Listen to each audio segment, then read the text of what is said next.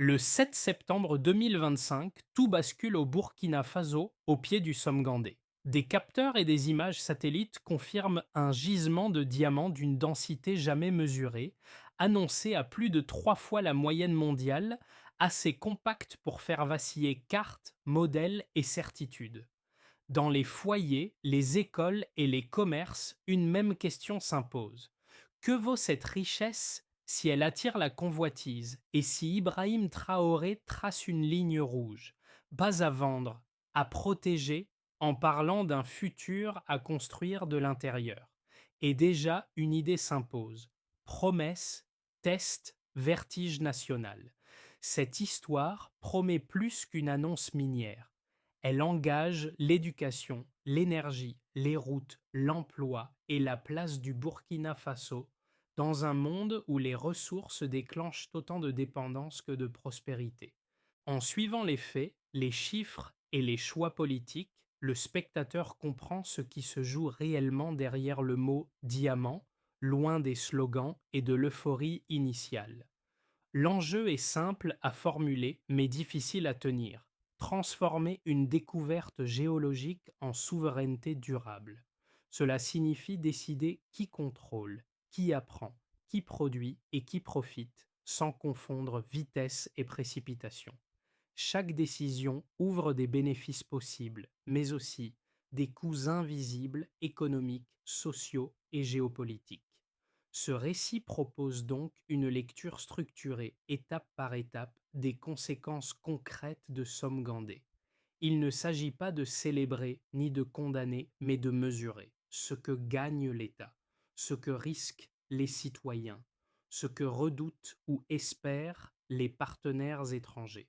Et surtout, ce que cette séquence révèle du pouvoir réel d'un pays à maîtriser son avenir. Le chiffre a tout déclenché. Une densité diamantifère annoncée plus de 3 fois supérieure à la moyenne mondiale, confirmée par deux lectures indépendantes. En quelques heures, ce signal a suffi à transformer une prospection routinière en urgence nationale, plaçant le Burkina Faso au centre de l'attention géologique mondiale. Ce mini révélateur n'est pas anodin. Dans l'industrie minière, une telle densité modifie immédiatement les équations de valeur, de sécurité et de pouvoir. Elle attire des capitaux, des experts, mais aussi des rivalités. À Somme-Gandé, les premières analyses indiquent un réseau cristallin continu enfoui sous des couches volcaniques profondes, rendant toute extraction classique complexe, coûteuse et technologiquement sensible. Ce n'est donc pas un gisement facile, mais un test de capacité nationale. C'est dans ce contexte qu'Ibrahim Traoré intervient, non comme un simple annonceur, mais comme arbitre d'un basculement stratégique. Depuis le palais présidentiel, il suit les transmissions en temps réel, reçoit les premières notes techniques et comprend rapidement que l'enjeu dépasse la pierre elle-même. Le diamant devient une question de méthode. Comment annoncer sans déclencher la ruée? Comment protéger sans s'isoler? Comment promettre sans perdre le contrôle du calendrier? Historiquement, le Burkina Faso a souvent vu ses ressources perçues comme marginales ou secondaires. Cette découverte rompt avec cette trajectoire. Elle oblige l'État à passer d'une logique de gestion de rareté à une logique de gestion d'abondance potentielle, tout en évitant la malédiction des ressources bien documentée dans d'autres régions. Le contexte international renforce cette pression. Les marchés observent, les chancelleries comparent, les partenaires évaluent leur position. Dans le pays, l'effet est immédiat. Les médias nationaux parlent de prospérité possible plutôt que de crise. Les radios reprennent une même formule, le diamant du peuple. Mais cette narration optimiste cohabite avec une inquiétude sourde. L'histoire montre que la richesse du sous-sol peut fragiliser le dessus. C'est précisément cette tension entre espoir collectif et risque structurel qui constitue le véritable contexte de Somme-Gandé et explique pourquoi Ibrahim Traoré présente la découverte non comme un cadeau, mais comme une épreuve politique. Sur les pentes poussiéreuses du Somme Gandais, les premiers ingénieurs décrivent une scène presque irréelle. Les instruments vibrent, les écrans saturent de signaux lumineux, et le silence s'installe quand chacun comprend que la lecture dépasse tout précédent connu. Autour d'eux, des unités de sécurité délimitent le périmètre, conscientes que chaque mètre de terrain vient soudain de changer de valeur stratégique. Dans les villages voisins, l'annonce circule plus vite que les véhicules officiels. À Ouagadougou, un commerçant interrompt ses ventes pour écouter la radio nationale. Des enfants brandissent des drapeaux improvisés. L'émotion est brute, non filtrée, nourrie par l'idée qu'un pays longtemps relégué peut enfin compter autrement que par ses crises.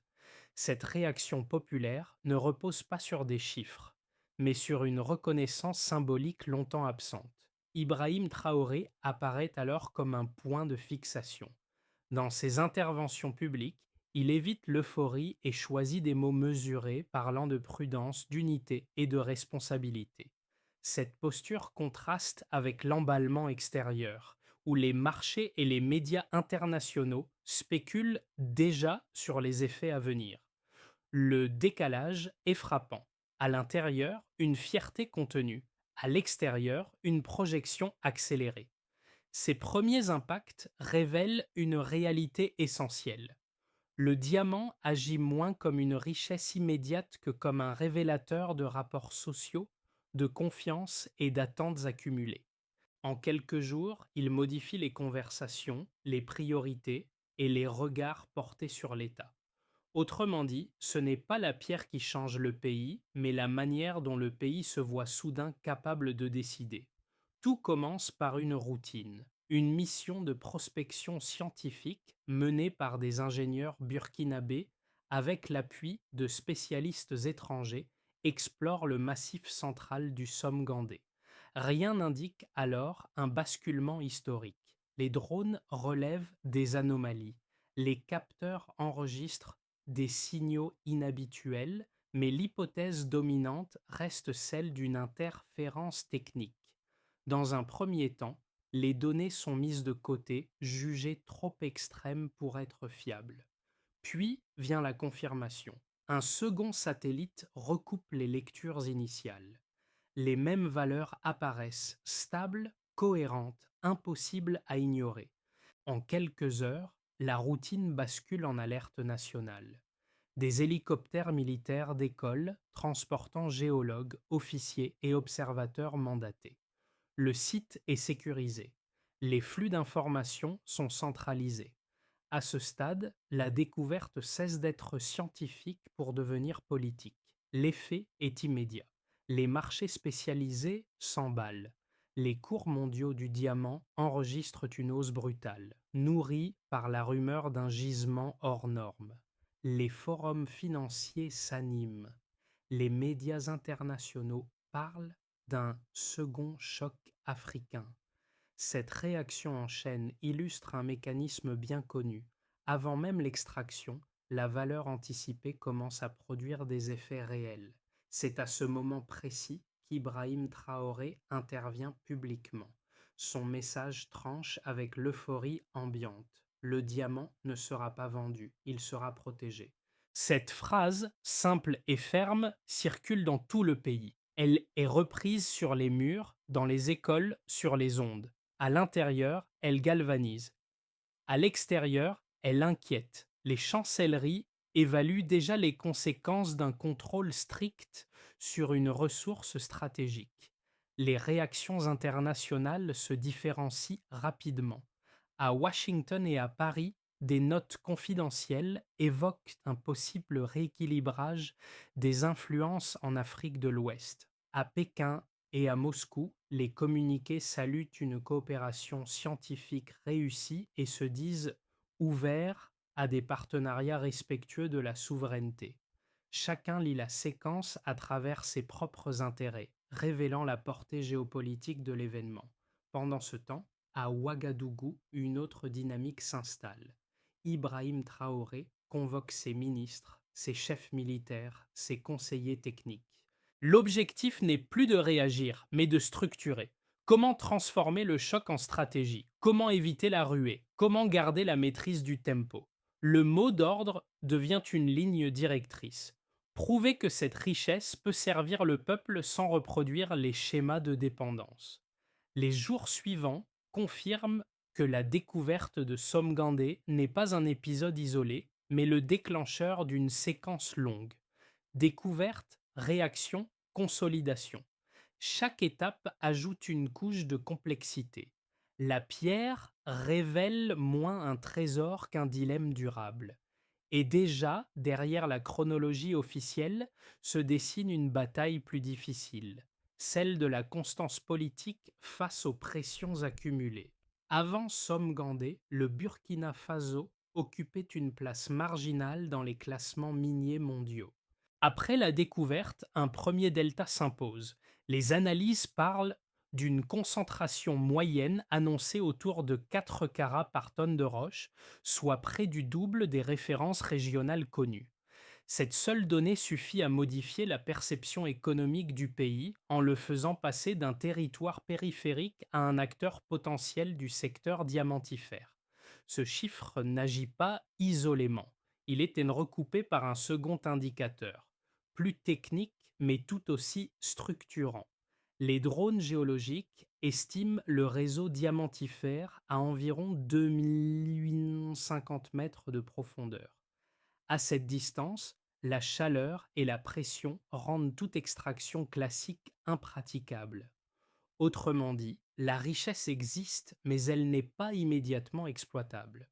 Ce contraste crée un cadre inédit, une valeur théorique élevée contrebalancée par des contraintes technologiques fortes. La promesse est réelle, mais différée. Un troisième indicateur éclaire les choix politiques à venir. Les projections officielles évoquent environ 15 000 emplois directs et indirects sur un horizon de 2 ans, à condition que l'extraction s'accompagne d'infrastructures de formation, d'énergie et de sécurité adaptées. Ce nombre ne décrit pas seulement un impact social, il dessine une architecture économique où la création d'emplois dépend moins de la vitesse d'extraction que de la capacité à internaliser les compétences. Pris ensemble, ces chiffres composent une équation précise. La densité exceptionnelle attire l'attention. La profondeur impose la prudence. L'emploi projeté conditionne la légitimité politique du projet. Ibrahim Traoré s'appuie sur cette lecture pour cadrer le débat public. Il ne s'agit pas d'exploiter plus vite que les autres, mais de décider comment, avec qui et à quel rythme. Les données deviennent un outil de discipline, pas un argument de célébration. Cette approche tranche avec des précédents régionaux où l'annonce de ressources a souvent déclenché une course désordonnée. Ici, les chiffres servent à ralentir autant qu'à convaincre. Ils justifient le temps long, la montée en compétences nationales et le refus de solutions clés en main proposées par des acteurs extérieurs. Dans les discours officiels, la comparaison est implicite. Mieux vaut un rendement progressif maîtrisé qu'un pic rapide suivi d'une perte de contrôle. Pour les observateurs internationaux, ces preuves quantitatives posent un dilemme. Elles confirment le potentiel économique du site, tout en signalant que l'accès à cette valeur passera par des partenariats techniques exigeants. Pour les citoyens, elles offrent un repère concret. La richesse n'est ni immédiate ni abstraite, elle est conditionnelle. Ce cadre chiffré permet de tempérer les attentes, mais aussi de mesurer les engagements futurs de l'État. En plaçant ces données au centre du récit, Ibrahim Traoré transforme les chiffres en garde-fous. Il rappelle que le véritable enjeu n'est pas la quantité extraite, mais la cohérence entre promesses économiques, souveraineté technologique et stabilité sociale. La preuve par les nombres devient ainsi une manière de poser des limites claires avant que l'euphorie ne les efface. Deux lectures opposées structurent désormais le débat autour de Somgandé. La première, favorable à la ligne présidentielle, soutient que la discipline affichée protège le pays d'une trajectoire connue. Selon cette lecture, refuser la vente immédiate et ralentir l'exploitation permet d'éviter la capture de la valeur par des acteurs extérieurs mieux équipés. Les partisans de cette approche rappellent que la profondeur du gisement impose de toute façon un calendrier long, rendant cohérente une stratégie fondée sur la formation locale, la montée en compétences et la transparence progressive des données. Un second argument du même camp insiste sur l'effet de signal. En posant des règles strictes dès l'annonce, Ibrahim Traoré envoie un message clair. L'accès à la ressource passe par le respect de la souveraineté nationale. Cette posture, selon eux, renforce la position de négociation du Burkina Faso. Elle permettrait d'attirer moins de capitaux spéculatifs, mais davantage de partenariats techniques compatibles avec un transfert de savoir-faire réel. Dans ce cadre, la lenteur devient un levier, non un handicap. Face à cela, les critiques développent une thèse inverse. Ils estiment que le temps long comporte aussi des risques élevés. Retarder l'exploitation, c'est exposer le pays à des pressions diplomatiques accrues, à des tentatives de contournement et à une érosion de l'élan initial. Certains observateurs soulignent que les marchés fonctionnent sur l'anticipation. Si les promesses tardent à se matérialiser, la crédibilité peut s'affaiblir, tout comme la capacité à financer les infrastructures nécessaires sans apport extérieur rapide. Un second point critique concerne la gouvernance. Les opposants craignent qu'un contrôle centralisé excessif, même au nom de la souveraineté, ne réduise les contre-pouvoirs effectifs.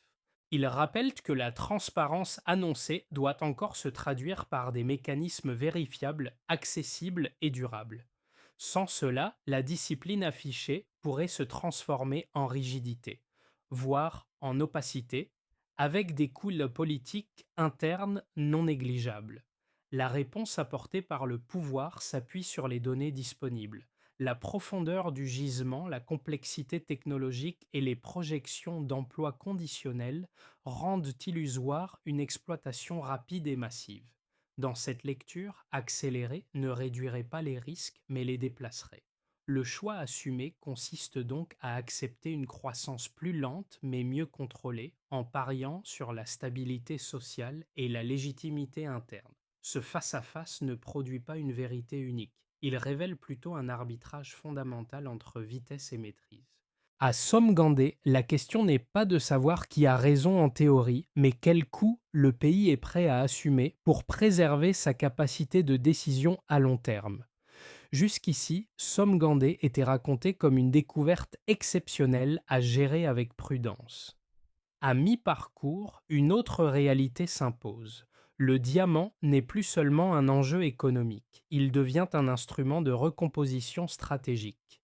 Sous les couches diamantifères, les équipes identifient des minéraux rares associés, indispensables aux batteries, aux satellites et à certaines technologies de défense. Cette information change l'échelle du dossier en quelques jours. Ce basculement oblige à relire toute la séquence. La question n'est plus uniquement de savoir comment extraire, mais comment protéger un levier de puissance potentielle. Les chancelleries ajustent leur discours. Les partenariats proposés se font plus complexes, plus techniques, plus conditionnels. La découverte cesse d'être un événement national pour devenir un sujet de sécurité économique élargi. Ibrahim Traoré comprend alors que la ligne de conduite initiale n'était pas seulement prudente, mais prémonitoire. Le refus de la vente rapide, la centralisation des données et le contrôle du tempo prennent un autre sens. Il ne s'agit plus d'éviter une ruée, mais de prévenir une captation stratégique déguisée en coopération. À l'intérieur du pays, ce tournant est moins visible, mais tout aussi décisif. Le diamant change de statut symbolique. Il n'est plus perçu comme une promesse immédiate de richesse, mais comme une responsabilité collective. Ce milieu de parcours révèle ainsi le cœur du pari burkinabé: accepter la complexité pour conserver la maîtrise. Pour l'État burkinabé, la découverte de Somgandé redéfinit d'abord les priorités institutionnelles. La perspective de ressources stratégiques impose une refonte des cadres juridiques, fiscaux et sécuritaires. Des clauses de contrôle majoritaire national sont mises en avant, tandis que les mécanismes de publication des données deviennent un enjeu de crédibilité interne et externe. Pour Ibrahim Traoré, l'enjeu est clair: prouver que l'autorité publique peut encadrer une richesse sans la confisquer ni la diluer sous la pression des intérêts concurrents. Du côté des entreprises, l'effet est contrasté. Les groupes miniers internationaux multiplient les offres de partenariat attirés par la densité annoncée et le potentiel à long terme.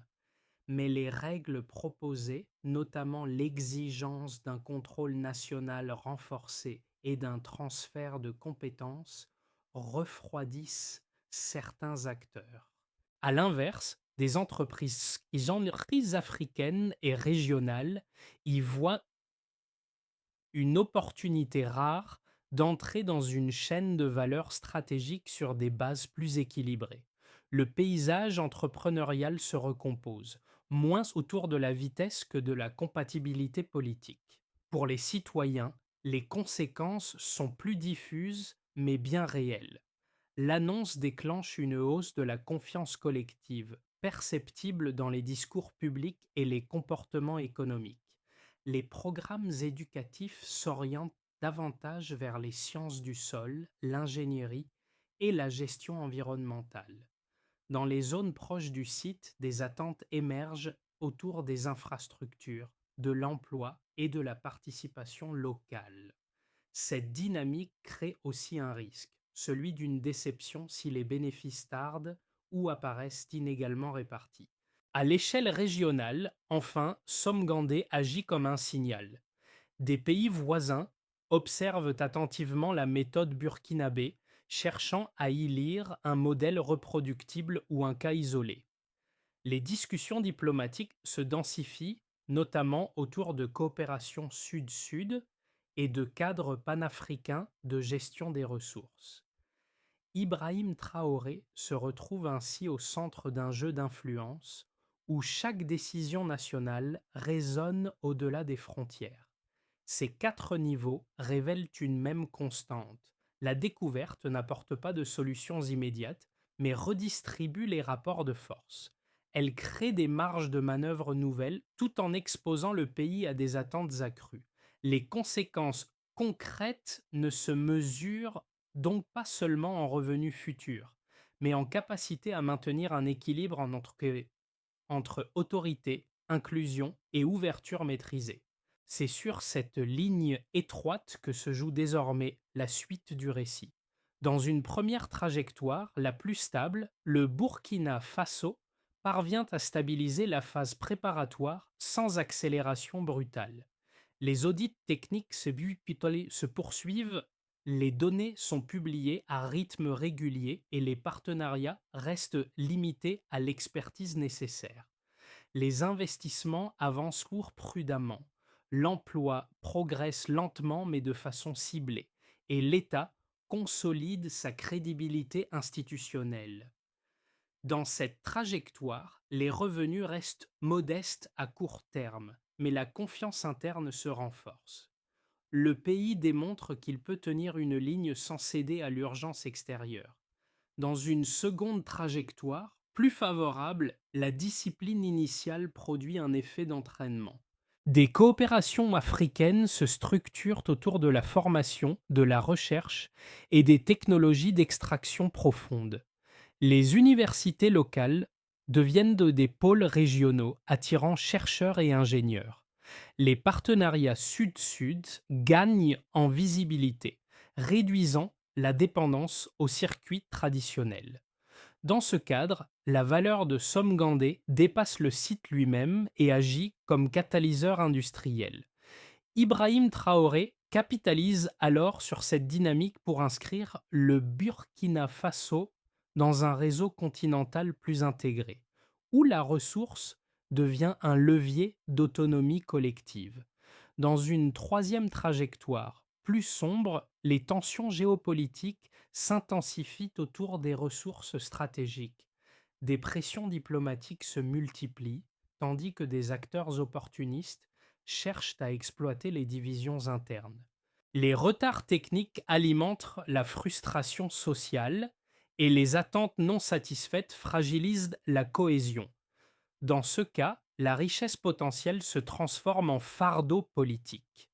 La lenteur, initialement choisie comme protection, est alors perçue comme une incapacité ouvrant la voie à des concessions mal maîtrisées. Ces trois trajectoires ne sont pas des prédictions, mais des cadres de lecture. Elles montrent que l'avenir ne dépend pas uniquement de la géologie, mais de la constance des décisions. La variable décisive reste la capacité à maintenir les mêmes principes sous pression: transparence, formation, contrôle du tempo. Si ces piliers tiennent, même un scénario modeste peut produire des gains durables. S'il cède, même l'abondance devient instable. Ce passage par les scénarios invite à une posture intellectuelle claire. Il ne s'agit pas de choisir l'issue la plus séduisante, mais de reconnaître que chaque option implique des renoncements. À Somgandé, penser l'avenir revient moins à espérer un miracle qu'à accepter une responsabilité prolongée. Pour le spectateur, Somgandé cesse ici d'être une affaire lointaine de géologues ou de diplomates. Les choix opérés se traduisent par des effets concrets sur des trajectoires ordinaires. Dans les familles, l'orientation scolaire devient un sujet stratégique. Les filières scientifiques, longtemps perçues comme risquées ou sans débouchés locaux, gagnent en légitimité. La perspective d'emploi qualifié ancre l'idée que l'avenir peut se construire sans départ forcé. Pour les travailleurs et les petits entrepreneurs, l'impact se lit dans le temps long. Les chantiers d'infrastructure, l'énergie locale et les services associés créent des opportunités indirectes. Elles ne sont ni immédiates ni garanties, mais elles redéfinissent l'horizon des possibles. L'économie du quotidien s'adapte, parfois avec prudence, parfois avec espoir, à une promesse conditionnelle plutôt qu'à un revenu soudain. Du côté des jeunes diplômés, la séquence agit comme un signal de rétention. La formation technique, la recherche appliquée et la gestion environnementale deviennent des compétences valorisées sur place. Cette reconnaissance modifie un calcul intime: rester pour apprendre et contribuer ou partir pour sécuriser un revenu. La réponse n'est pas uniforme, mais la question se pose désormais autrement. Pour les citoyens engagés, enfin, Somgandé introduit une responsabilité nouvelle. La transparence annoncée n'a de sens que si elle est utilisée. Consulter des données, demander des comptes, participer à des audits locaux deviennent des gestes civiques concrets. Le projet minier se transforme ainsi en test de maturité collective. Deux pistes simples émergent pour le public. D'abord, s'informer au-delà des annonces en distinguant promesses, calendrier et preuves. Ensuite, relier les décisions nationales aux impacts locaux sans les idéaliser ni les rejeter par principe. Ce chapitre rappelle que la richesse ne change pas une société par elle-même. Ce sont les choix quotidiens, éclairés et partagés qui lui donnent un sens durable. La réponse institutionnelle se structure autour d'une feuille de route en plusieurs étapes, pensée pour transformer une découverte brute en politique publique mesurable. Première étape, la création d'une autorité nationale des ressources stratégiques dotée d'un mandat clair. Sa mission consiste à centraliser les données, publier régulièrement les chiffres de production potentiels et établir des standards de transparence accessibles aux citoyens comme aux partenaires. Pour Ibrahim Traoré, cette architecture est un préalable. Sans information vérifiable, aucune souveraineté ne peut durer. Deuxième étape, L'investissement massif dans la formation. Le gouvernement annonce la mise en place d'une académie dédiée aux sciences minières et aux technologies associées, avec des filières en géologie profonde, robotique et sécurité environnementale. L'objectif n'est pas seulement de former des techniciens, mais de constituer une base nationale de compétences capables de dialoguer d'égal à égal avec des acteurs extérieurs. Cette étape conditionne toutes les suivantes. Troisième étape, l'énergie et les infrastructures.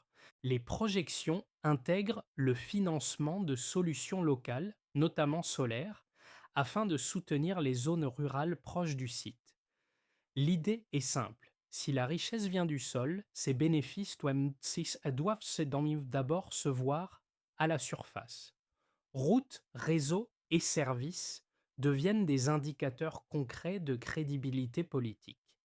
Quatrième étape, le cadre partenarial. Ibrahim Traoré insiste sur une logique de coopération graduée, privilégiant les accords qui incluent un transfert de savoir-faire mesurable et des clauses de contrôle national. Les partenariats ne sont pas exclus mais conditionnés à des objectifs précis et évaluables dans le temps. Cinquième étape, enfin, l'audit citoyen permanent. Des mécanismes de consultation et de signalement sont prévus pour permettre un contrôle social continu. Cette dernière brique transforme la feuille de route en contrat implicite entre l'État et la population. Elle rappelle que la réussite ne se juge pas à l'annonce, mais à la constance de l'exécution. Au Somme-Gandé, la poussière retombe, mais les gestes restent. Les ingénieurs rangent leurs instruments à la tombée du jour. Les soldats maintiennent le périmètre et le site retrouve un silence presque solennel. Cette scène, déjà aperçue au début, prend un autre sens après le chemin parcouru. Ce n'est plus l'instant de la découverte, mais celui de la continuité. La valeur du diamant ne se mesure plus à l'éclat de l'annonce, mais à la discipline quotidienne qui suit. Ibrahim Traoré revient alors comme un fil conducteur discret. Pas de triomphe affiché, pas de promesses démesurées, seulement une idée répétée avec constance. Ce qui est en jeu dépasse la pierre. Dans les villages proches, l'attente s'est transformée en vigilance. Les habitants savent que l'histoire peut basculer à nouveau dans un sens ou dans l'autre. Cette lucidité collective devient une force silencieuse. Le motif du Somme-Gandé agit comme un miroir. Il renvoie au pays l'image de ce qu'il peut devenir s'il tient ses principes, mais aussi de ce qu'il risque de perdre s'il les abandonne. La richesse n'est plus une fin, mais un test de maturité. Chaque décision future rappellera cette première nuit où les écrans se sont saturés de signaux. Et au fond, une phrase résume tout. La dignité se construit, elle ne s'extrait pas. Dans cette conclusion, l'émotion ne vient pas de l'euphorie, mais de la retenue.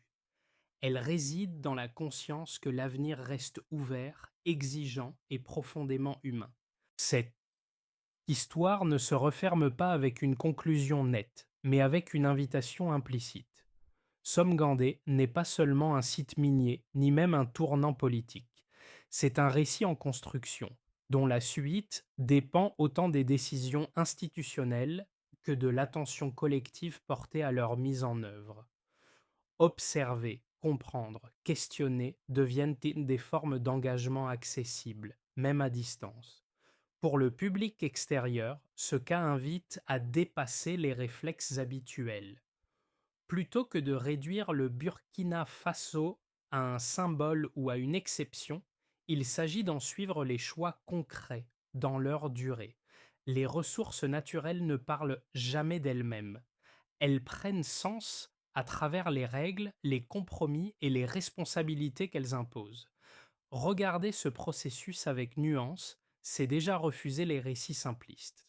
Pour celles et ceux qui suivent cette histoire depuis l'intérieur, la participation ne passe pas nécessairement par de grands gestes.